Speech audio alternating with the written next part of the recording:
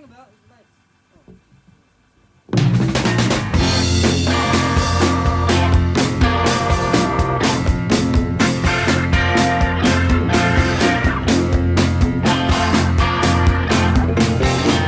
Well, hello, Crashing In Podcast, and today I am joined by hard rock band from Wolverhampton, Tender Vendetta. Today is a total different vibe to what I usually go for on the podcast. You may notice recently it's been more electronic music, dancey, indie, alternative type vibes, but today is a total different scene. And we're going down a bit of a punkier route, a bit of a hard rock route. And this band are inspired by great bands such as Nirvana, Sex Pistols, Guns N' Roses and stuff like that. So a total different vibe today to what I usually do. I really hope you like it. And this band are absolutely brilliant. It's not the usual type of music I listen to, but I listened to their single called Know Your Rights, and when they got in contact with me, and I thought it was absolutely great, and they got something to say, and that's what I like to hear from a band. So I really like their music, and I can't wait for their next upcoming single, and that's going to be talked about later on in the podcast. So I'm going to be playing some footage of the band, stuff like that, and I hope you all enjoy. I'll see you all later.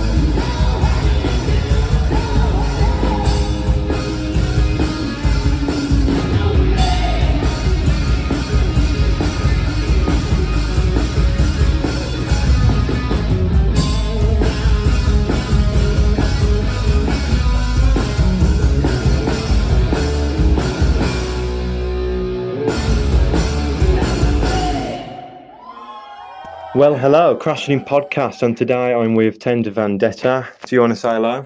Hello. You all right? Do you want to say your name and what you play in the band? Matthew Nichols and lead singer. I'm Aidan Hall and I play the guitar. Jordan Hall, play bass. Sam Hill, and I'm the drummer. So, how you all been with all this sun and shit like that? It's been Nice and cool in here. yeah, it's pretty cool, yeah. we're in the cellar rooms at the minute and it's nice and cool down here compared to up there. So, yeah. Is the cellar room somewhere you usually rehearse and that, like? Was in here yesterday, were we? Mm-hmm. Yeah, we're usually, I don't know what days we do now. Well, we do Tuesday, Sunday now. Yeah. Occasionally a third day. Yeah, sometimes. But yeah, we've been rehearsing here for about, I don't know, 3 years maybe now. So, because Matty joined the band about 2 years ago, and that's when we started to kind of get a regular thing going here, because it was just convenient. Yeah. So as we're on that subject, do you want to talk about how you guys met and what motivated you all to form a band? I don't know. So me and Sam was in college. Me and Sam went to school together, and we've been playing in school just randomly after school. We'd just jam. Just and then, pissing about, weren't it, really? just pissing about. Like Sam would play his drums, I'd play the bass. That's when I played the bass guitar then. And then as we got to college, George, you got your bass, didn't you? Yeah, well, I just started university, and when you get your first bit of money from uni. Yeah. I just got into the bass, I'll get into the bass, play that, and then I started playing with these pair. Yeah. You suggested maybe we should get a band together, and I was even a band at that we point. were just jamming, yeah. All the GNR tunes. Yeah, we played a lot of Guns N' Roses covers and just all those. We just jam. That's how we That's learned where you to start. play. That's how we learned to play, basically.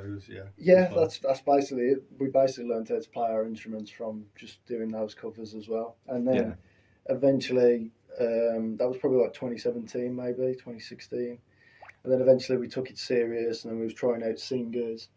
And about 2 years ago, we landed on Matty. Yeah, it was a long time every day I had a singer for. Yeah, it was a very long time. I was waiting, but.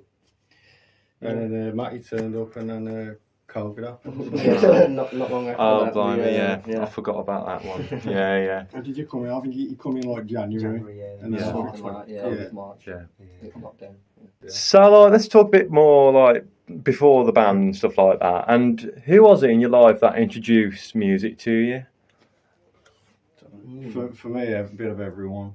I've got music taste from all parts of my family. Yeah. Recently, I remember my nan's music a lot, like ABBA, Queen, Elvis, that kind of stuff. But also, Dad used to have loads of CDs. And probably my favourite music now, still my favourite music, what I listen to then. Yeah. Nirvana, Sex Pistols, Guns N' Roses, Oasis. Yeah, I kind of grew up with that stuff. Oh, great. I'd say Sam, obviously I'm his brother, so same music taste we had, didn't we? Yeah, A bit of everything. it was always a bit of everything. You have your phases, obviously, that you go through Definitely, man. with grunge, pop punk, Yeah. and then you find that music which was like, I don't know, I'd probably say like Jimi Hendrix, Guns N' Roses, Aerosmith, Alice in Chains. Yeah, more bands that you found yourself. Exactly, and then from then, I think that was for me. I don't know about you. My granddad, man.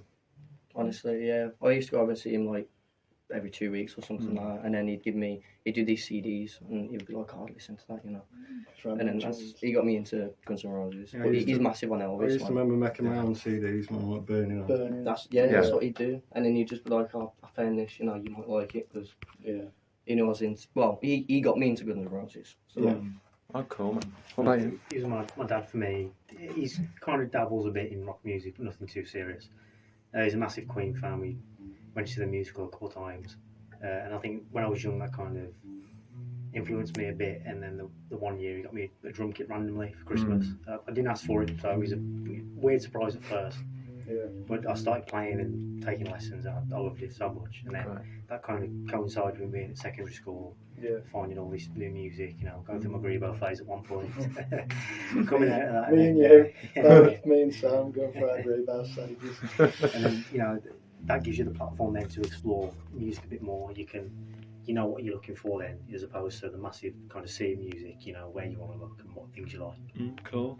Like, would you say the music you listened to in the past, like, massively inspire what you play now? Like, Yeah, definitely, 100%. definitely. So, like George said, you know, Sex Pistols, Guns N' Roses. It's just got everything. Yeah, We all like that music. Them And classic Yeah. rock albums to me. exactly. yeah. You know what I mean? Just, I think that shows in our music, doesn't it? We all like different things.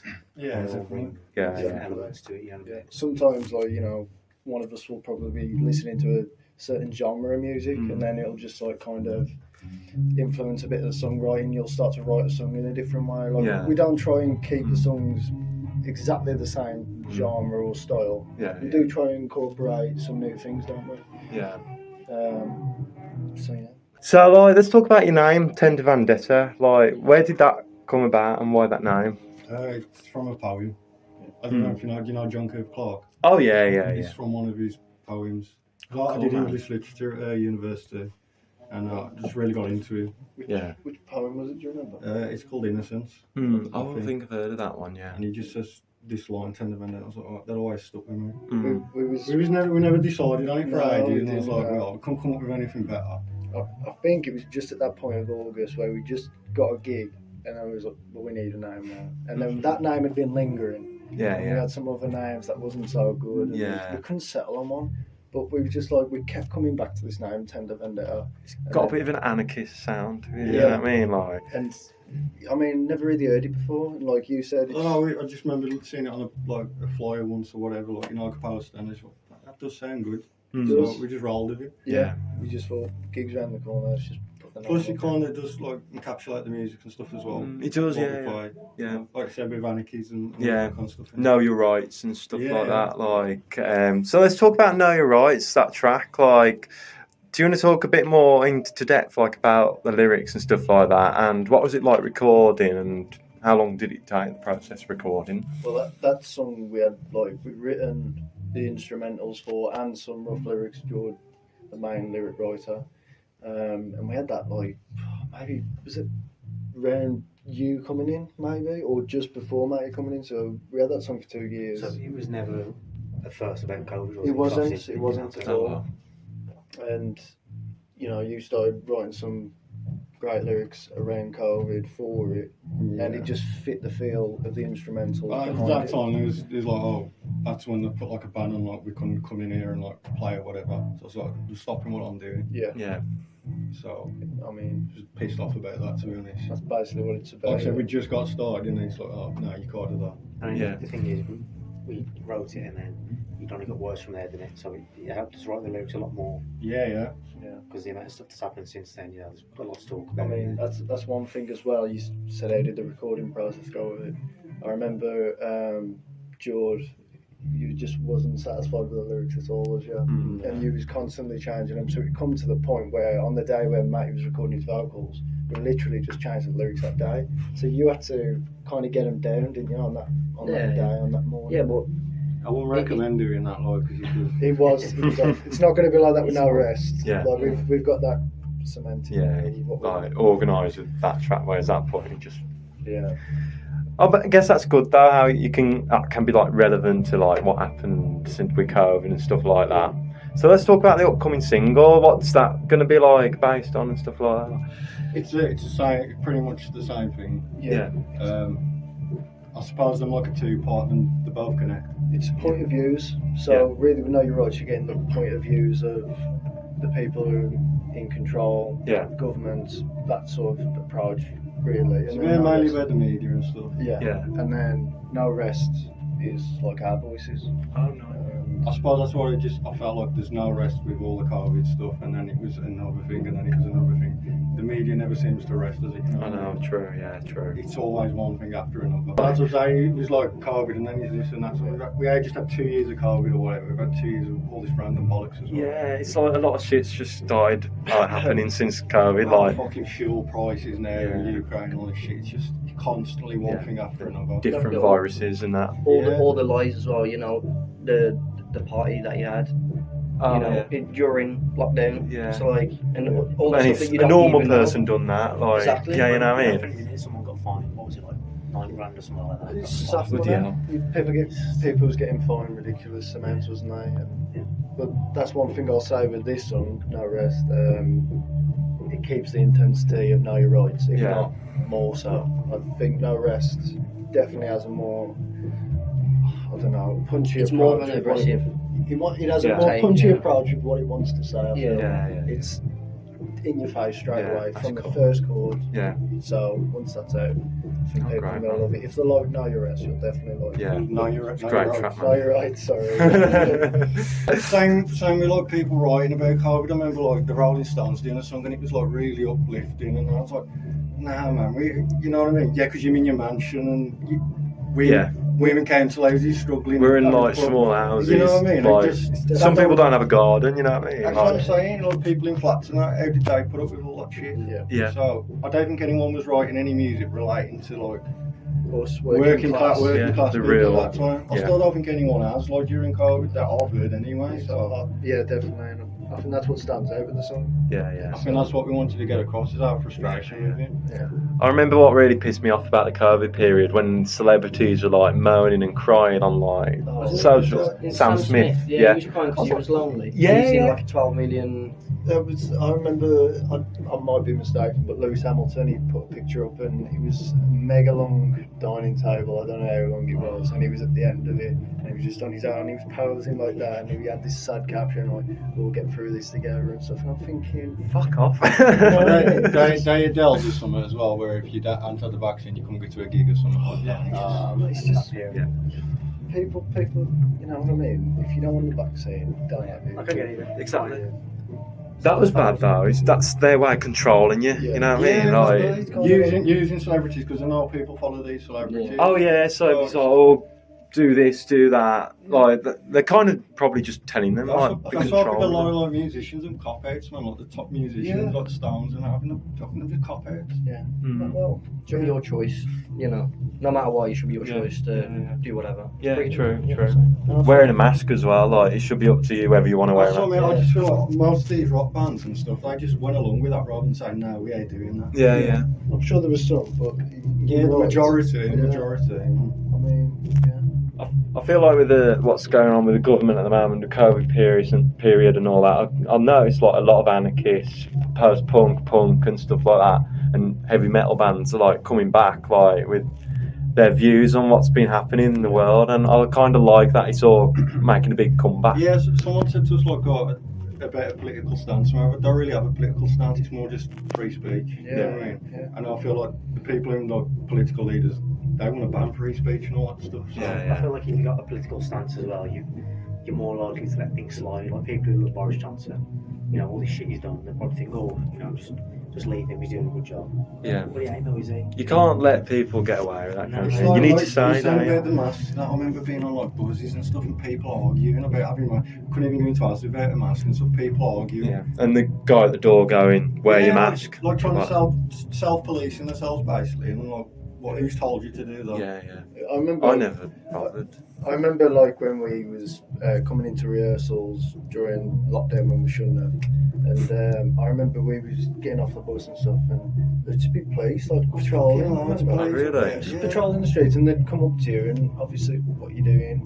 Mad. Funny thing is, since now, I didn't know that. since Yeah, I ain't since- seen it, I don't see any police up here now. But But during COVID, when we was coming in, it was like we got they're away. looking at us, you know. We kind of got away with it though, because I remember at the time it was like you can only leave the house if it's to do with your job, and we It's just technically said a job. we take our equipment and then we just said, well, we're recording at We the looked studio. at, was it Musicians Union or something? And they had a guideline, and it was like, if you've got the intention of gigging or recording, then it's technically a job. Yeah, it was So like we what were defines a professional musician, Yeah, basically. yeah. Well, And we kind of just, we just was like, well, we'll keep that in mind. We'll just carry on. Go But into a the bit silly do you have to go to that length. to that length just you gotta find Yeah. you gotta find loopholes already because the system always creates these things that you can't do. Yeah, So you gotta yeah. find some way of not doing it. It's like the more they control people, I feel like the more people are just going to rebel, and it's going to cause more mayhem in the country. I Into do, but I just feel like there's too many people who are just like completely blind that just go along with it. Do you know what I mean? yeah. Oh yeah. There's True. still people who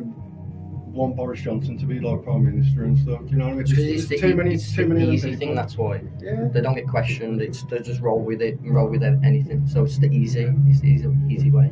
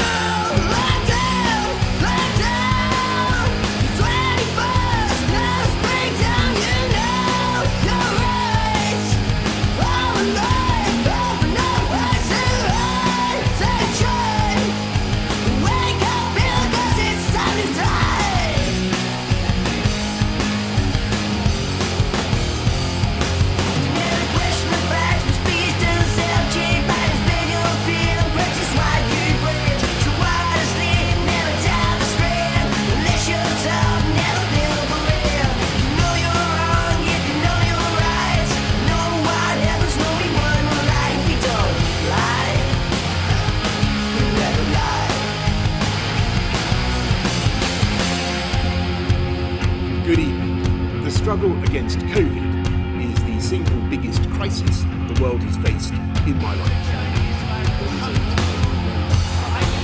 I want to direct to them about the choices they make. None of them are Lockdown belongs to the dark. The system is broken. Quarantine and ventilation. We have to cheat the system. in the spirit of national sacrifice. Freedom is just weeks away. The Prime Minister tells the truth. Outbreak turned the world upside down. No longer thanks to us people putting in all the fight at the end.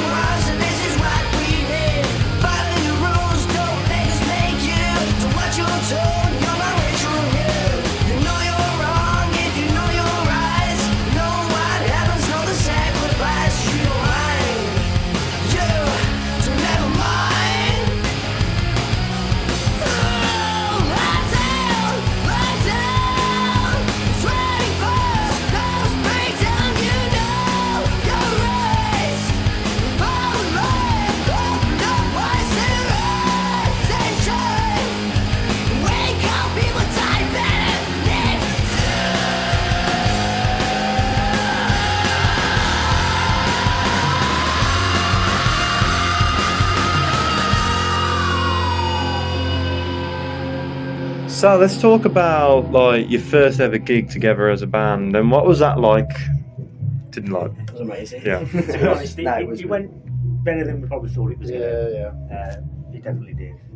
It was. I There's remember. about 6 people there, Yeah, it was because this was including just the like- bar staff. It was just the end of COVID, so there was hardly anyone there. Where was it, by the way? Like, Right, was it? It was in Dudley. It was called the Dirty Rockers. I don't think of it. It's closed down now. Oh, is it? Yeah. But to be honest, what was the guy's name again? Who runs it? I can't remember. Yeah, he looked like a McAvoy or Viking. He looked like a something. Viking, didn't he? He was a great guy though, and you could tell he loved music. Yeah. But obviously, putting the original bands on, like we were saying, it's a risk. He got Yeah. conflicted where he just opened up and he was having some original bands and nobody Yeah. was coming, so he went into the tribute kind of thing, and then That's the thing with Dudley though as well. Like you got to think about the town sometimes And because it's kind of just on the outskirts of the town centre in it as well. Yeah. It is, yeah. it's like even in Wolverhampton, it's a bit risky. So Dudley, I guess, is like really hard to draw that crowd. We got that. We was in here rehearsing on the Thursday, if I remember, and it was like 7 o'clock at night, 7 o'clock, 8 o'clock, and they rang us there. Yeah. I was like, "Oh, do you want to play tomorrow?" I was like, "Yeah." "Do you want to do 45 minutes?" "Yeah, no worries." Yeah. But they had no other band, so there was another band who rehearsing here called Linus, and we asked them to come play with us as well. Cool. So yeah, we. Was it just us two, that gig? Oh, and a band called Cinnamon Bays. Cinnamon Bays as well, yeah. I thought there was 3. Yeah. But that was that experience, yeah. And the first time, I remember just standing around all day, not nervous, but you're just like, up to this point, oh, this is all I want to do. I just want to get up on that stage. and just Do you still get nervous now? No, I don't get nervous now. I don't really get nervous. It's like, it's weird, isn't it? It's the anticipation of Yeah, like, I just yeah. want to Yeah. get on there. Yeah. I want to get on there. I've always said, I think Liam Gallagher said, if you're nervous, you're in the wrong business. Like, Yeah, I don't understand why people go on stage like bricking. yeah. I've literally, it's the excitement. Yeah, for me. you should go on to enjoy it. That sort of thing. Yeah.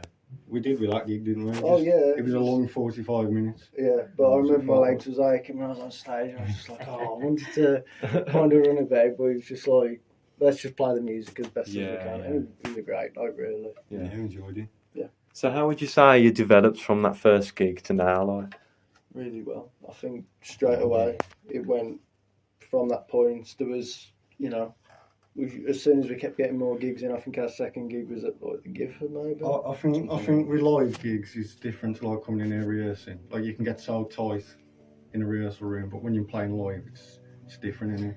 I think as long as you kind of have the energy to match it, if you mess up, it doesn't really matter, does That's it? what I mean. Like we've kind of developed like our live performances a bit more. Yeah. And just tied to live. Yeah, we're kind of just familiar with how we play live now, like individually. So we kind of know what I'm going to do. So like, they know at some point, oh, I'm going to do a tune. I'm going to tune my guitar at one point of if it's the same song, just because there's a lot of bends in that song.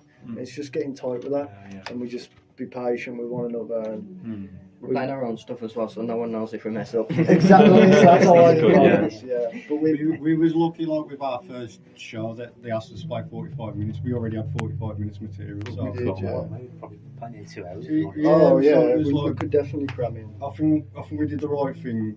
That maybe COVID helped us with that, us not rushing into gigging, so we had songs To develop. to gig, you know what I mean? Definitely. We've seen bands that have a 45-minute set and then play for 25, and then that's it. And then they'll just play either covers badly, or you know what I mean, or do a decent job. Like it depends on the band. I mean, there's nothing wrong with it, but it helps to have a back catalogue of songs, even if they're not like amazing songs. It's nice to be able to play them live, you know. Yeah.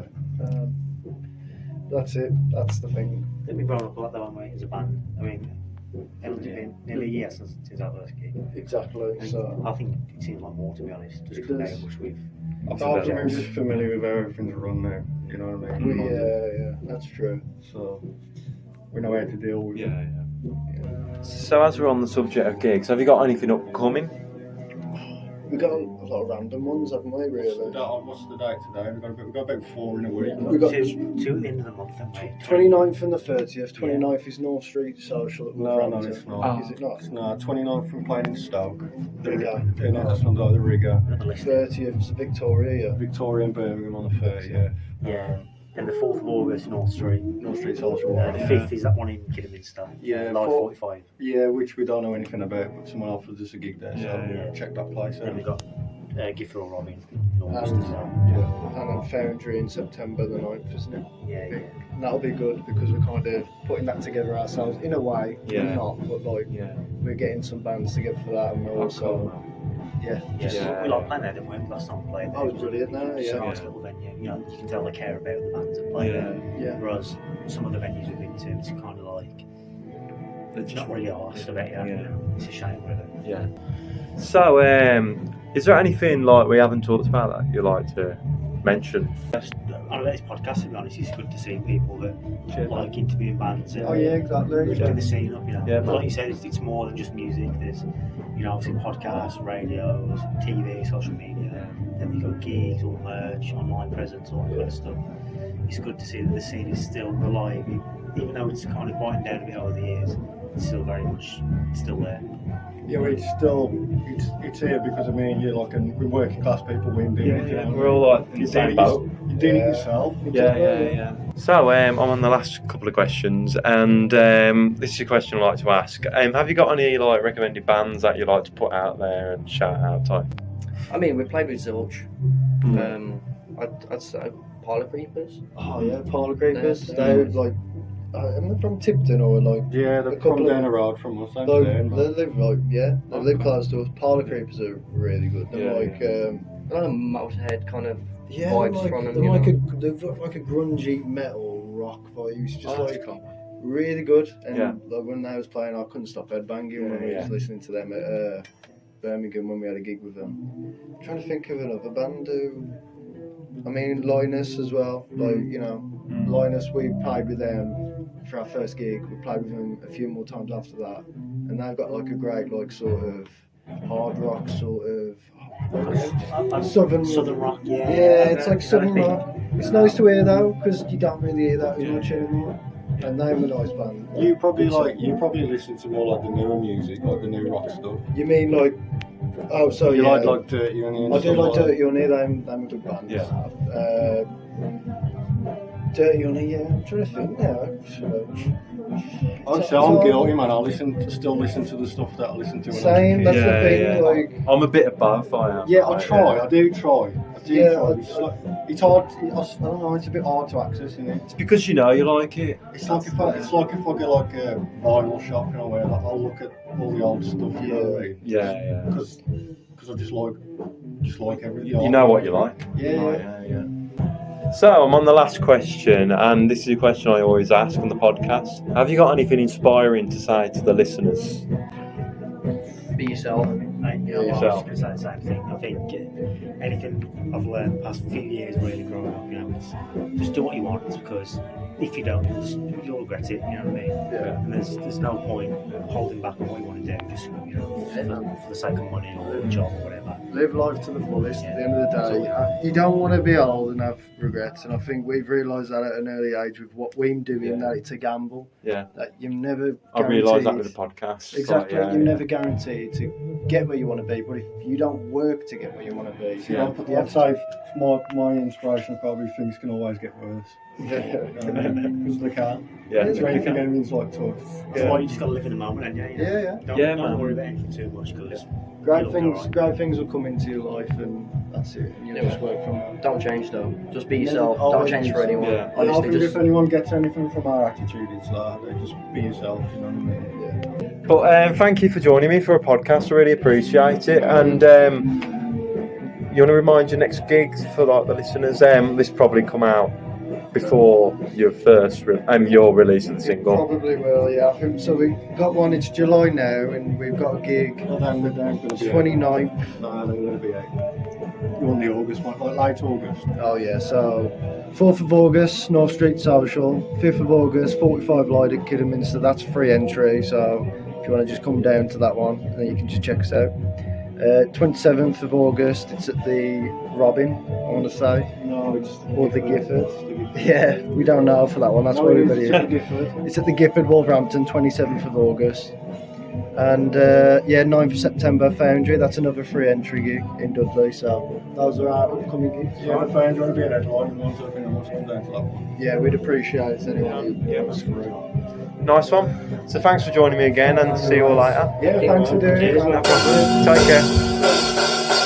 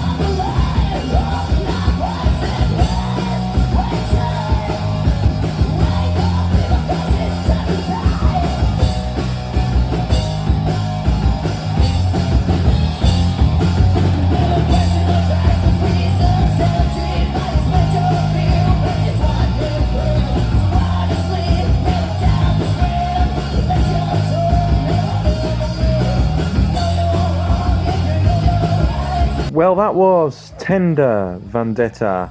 Absolutely brilliant band from Wolverhampton. And it's nice to get a local band back on. Like, I think it's been quite a while since I had an actual local band on. So it's great to have someone, well, people from Wolverhampton. And please check out their music. They're absolutely brilliant. And get to their gigs at the North Street Social and the Foundry and places like that. They're all local, easy to get to. Get down to them, support local independence. Absolutely brilliant. And all the links for everything to do with Tender Vendetta will be in the description. So the next podcast is back to that psychedelic vibe, and I'm going to be talking to Baby Vanga at the Night Owl at the Kaleidoscope event like a month back or two. So I hope you'll stay tuned for that. I think that'll be out on Sunday. If not, it'll be out on Wednesday, I think. So thank you for listening. Take care, and I'll see you guys later. And please like, share, and subscribe if you haven't already.